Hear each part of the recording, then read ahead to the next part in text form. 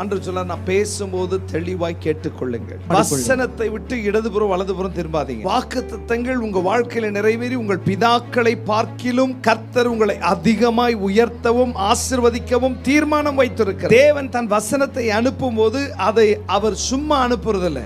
வாக்குத்தத்தத்தை அனுப்பும் போது அந்த வாக்குத்தத்தத்துடைய வல்லமை என்ன என்பதை அவர் உணர்ந்துதான் அந்த வாக்குத்தத்தத்தை சபைக்கும் ஒரு தனிப்பட்ட மனிதனுக்கும் தேவன் தன் ஊழியக்காரன் மூலமாய் கொடுத்து அனுப்புகிறார். அந்த வார்த்தைகளை கேட்கும் போது முதல்ல நாம விளங்கிக் கொள்ள வேண்டியது, வாக்குத்தத்தம் எனக்கு எல்லாவற்றையும் பெற்று தரும் என்று நான் விசுவாசிக்கிறேன். எத்தனை பேர் விசுவாசிக்கிறீர்கள்? ஹல்லேலூயா. தேவனுடைய வார்த்தை எனக்கு எல்லாவற்றையும் மீண்டும் பெற்று கொடுக்கும் என்று மனப்பூர்வமாய் நான் விசுவாசிக்க வேண்டும். இழந்து போனதை எல்லாம் மீண்டும் பெற்று கொண்டு வந்து கொடுக்க என் தேவன் அதுல ஸ்பெஷலைஸ்ட் ஆனவர். ஆமென்.